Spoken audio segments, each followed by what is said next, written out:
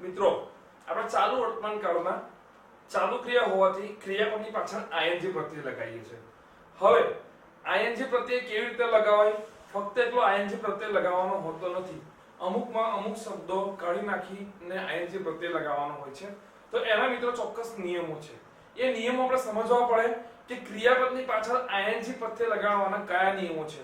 તો અહીંયા ચાલુ વર્તમાન કાળમાં આપણે ચાલુ ક્રિયાની પાછળ ing પ્રત્યય લગાવવાનો હોવાથી આપણે એ નિયમો શીખીશું કે કઈ રીતે ક્રિયાપદની પાછળ ing પ્રત્યય લગાવી શકાય છે। તો મિત્રો જોઈએ ક્રિયાપદની પાછળ ing લગાડવાના નિયમો। એ નિયમોને આપણે વિસ્તૃત રીતે સમજીશું અને શીખીશું, અને એ શીખ્યા પછી આપણે એ જ રીતે ક્રિયાપદની પાછળ ing લગાવીશું જેથી આપણે કોઈ પણ જગ્યાએ મિસ્ટેક થાય નહીં। એમાં આપણે પહેલો નિયમ જોઈએ કે મોટા ભાગના ક્રિયાપદોની પાછળ ing પ્રત્યય લાગે છે। મોટા ભાગના ક્રિયાપદોની પાછળ આપણે ફક્ત જસ્ટ ing મૂકી દેવાનું હોય છે, એટલે મોટા ભાગના ક્રિયાપદોની પાછળ ing પ્રત્યય લાગે છે। આપણે ઉદાહરણ જોઈએ, sing તો sing ની પાછળ આવ્યું ing singing, walk તો walk ની પાછળ આવ્યું ing walking, start તો start ની પાછળ આવ્યું ing starting। તો તમે મિત્રો જોયું કે ફક્ત જે તે શબ્દ કે જે તે ક્રિયાપદ હોય એ ક્રિયાપદની પાછળ ing પ્રત્યય તમે મૂકી દો એટલે એનું ing વાળું રૂપ બની જાય। તો આ આપણો પહેલો નિયમ છે કે મોટા ભાગના ક્રિયાપદોની પાછળ ing પ્રત્યય લાગે છે। હવે આપણે બીજો નિયમ જોઈએ। આ તો સરળ નિયમ છે કે એમાં આપણે ફક્ત ing લગાવીએ છીએ, પણ અમુકમાં આપણે ફેરફાર કરવાના હોય છે। એ કયો ફેરફાર કરવાનો હોય છે તે જોઈએ। નિયમ નંબર 2, જે ક્રિયાપદને છેડે ઈ હોય અંતે, જે ક્રિયાપદને અંતે અથવા છેડે ઈ હોય પરંતુ ઈ નો ઉચ્ચાર ન થતો હોય તો ઈ નીકળી જાય છે અને ing પ્રત્યય લાગે છે। ફરી સમજીએ, જે ક્રિયાપદને છેડે અંતે, જે ક્રિયાપદને અંતે અથવા છેડે ઈ હોય પરંતુ ઈ નો ઉચ્ચાર ન થતો હોય તો ઈ નીકળી જાય છે અને ing પ્રત્યય લાગે છે। જોઈએ આપણે ઉદાહરણ દ્વારા કે અહીંયા મેક છે, એ મેકમાં આપણે મેકિંગ કર્યું તો એમાંથી ઈ નીકળી ગયો। આપણે ઈ એટલા માટે કાઢી નાખ્યો કે મેક શબ્દ આપણે લખીએ છે એમાં પાછળ ઈ આવે છે, પણ જ્યારે આપણે એનો ઉચ્ચાર કરીએ છીએ ત્યારે મેક ઈ નો ઉચ્ચાર કરતા નથી। સ્પેલિંગમાં ઈ આવે છે પરંતુ આપણે ઈ નો ઉચ્ચાર કરતા નથી। મેક બોલીએ છે એમાં ઈ નો ઉચ્ચાર થતો નથી। તો એવા શબ્દો કે જેમાં અંતે ઈ આવતો હોય પણ એનો ઉચ્ચાર આપણે બોલવામાં ના કરતા હોય તો જ્યારે એની પાછળ ing પ્રત્યય લગાવવાનો આવે ત્યારે એ શબ્દ આપણે કાઢી નાખવાનો છે। મેક મેકિંગ, અહીંયા ઈ આપણે કાઢી નાખવાનો છે। બીજો એવો શબ્દ છે રાઇટ રાઇટિંગ। આપણે રાઇટ શબ્દ જે છે એમાં ટ નો ઉચ્ચાર કરીએ છે પણ ઈ નો કોઈ ઉચ્ચાર થતો નથી, એટલે જ્યારે ઈ નો ઉચ્ચાર ન થતો હોય ત્યારે આપણે એ ઈ કાઢી નાખીએ અને એની પાછળ ing લગાવીએ, રાઇટ રાઇટિંગ।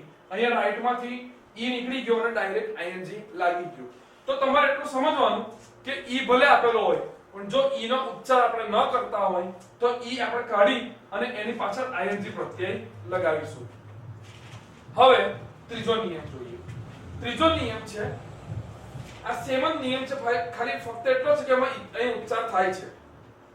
જે ક્રિયાપદને છેડે ઈ હોય અને જો ઈ નો ઉચ્ચાર થતો હોય તો ફક્ત ing લગાવો, એટલે કે ઈ કાઢવાનો નથી।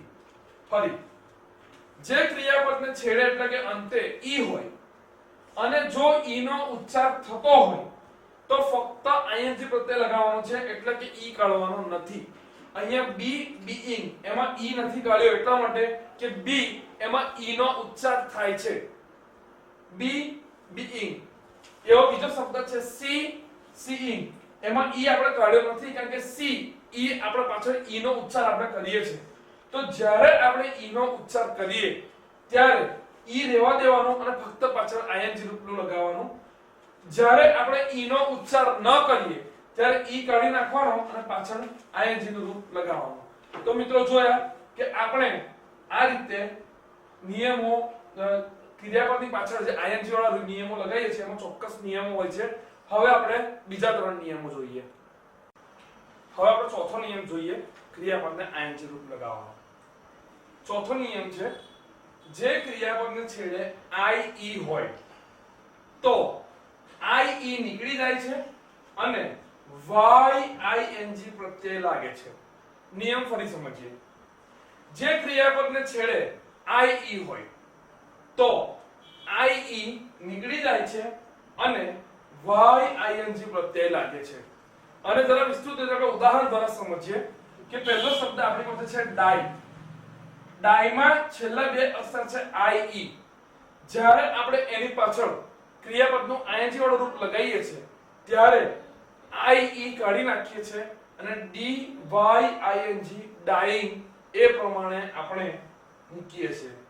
તો જ્યારે છેલ્લા શબ્દો IE આપેલા હોય તો એ શબ્દો નીકળી જાય છે અને એની પાછળ YING પ્રત્યય લાગે છે. મિત્રો એવો જ આપણો શબ્દ બીજો શબ્દ જોઈએ લાઈ, એટલે કે ખોટું બોલવું. લાઈમાં અને પડી રહેવું. લાઈમાં છેલ્લો શબ્દ છે IE. હવે છેલ્લો શબ્દ IE હોવાથી જ્યારે આપણે એનું ING વાળું રૂપ લગાવીએ છીએ ત્યારે IE કાઢી નાખીએ છીએ અને LYING એટલે કે IE ની જગ્યાએ આપણે YING મૂકીએ છીએ. ત્રીજો શબ્દ છે Y. Y માં IE છેલ્લો આવે છે એ નીકળી જાય છે અને વાઈંગ. તો તમે જોશો કે ડાઈ ડાઈંગ, લાઈ લાઈંગ અને વાય વાઈંગ આ ત્રણ શબ્દોમાં છેલ્લો શબ્દ IE હોવાથી IE નીકળી ગયો અને એની જગ્યાએ YING પ્રત્યય લાગેલો છે. હવે પાંચમો નિયમ જોઈએ. પાંચમો નિયમ છે જે ક્રિયાપદને છેડે વ્યંજન હોય અને તેની આગળ સ્વર હોય અને ઉચ્ચારમાં છેલ્લા શબ્દ પર ભાર આપવામાં આવતો હોય તો છેલ્લો વ્યંજન બેવડાય છે. ફરી સમજીએ. જે ક્રિયાપદને છેડે વ્યંજન હોય અને તેની આગળનો અક્ષર સ્વર હોય એટલે છેલ્લો શબ્દ વ્યંજન અને એની વ્યંજનની આગળનો શબ્દ સ્વર હોય તો ઉચ્ચારમાં છેલ્લા શબ્દ પર જો ભાર આપવામાં આવતો હોય, આ રીતની વ્યવસ્થા હોય અને ઉચ્ચારમાં જો છેલ્લા શબ્દ પર ભાર આપવામાં આવતો હોય તો છેલ્લો વ્યંજન બેવડાય છે. હવે એને પ્રેક્ટિકલી નિયમ દ્વારા આપણે ઉદાહરણ દ્વારા સમજીએ કે અહીંયા બેગ આપણને શબ્દ આપેલો છે.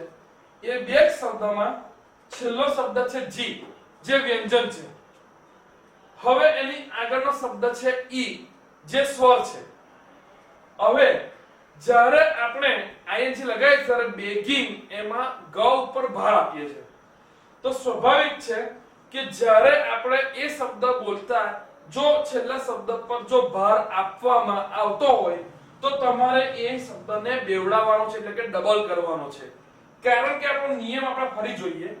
જે ક્રિયાપદને છેડે વ્યંજન હોય અહીંયા જી એ વ્યંજન છે અને તેની આગળ સ્વર હોય, જી ની આગળ ઈ છે એ સ્વર છે અને ઉચ્ચારમાં છેલ્લા શબ્દ પર ભાર આપવામાં આવતો હોય બેગિંગ એમાં ગ ઉપર ભાર આપવામાં આવે છે તો છેલ્લો વ્યંજન બેવડાય છે. તો જો ગ ઉપર ભાર આપવામાં આવતો હોય, છેલ્લા વ્યંજન પર ભાર આપવામાં આવતો હોય તો એ વ્યંજનને આપણે બેવડાવવાનું છે એટલે ડબલ કરવાનું છે. અહીંયા DEGGING અને ત્યાર પછી ING લગાવવાનું છે. બીજો શબ્દ જોઈએ ટ્રાવેલ ટ્રાવેલિંગ. એમાં લ ઉપર ભાર આપવામાં આવે છે. એમાં ટ્રાવેલમાં છેલ્લો અક્ષર L છે જે વ્યંજન છે.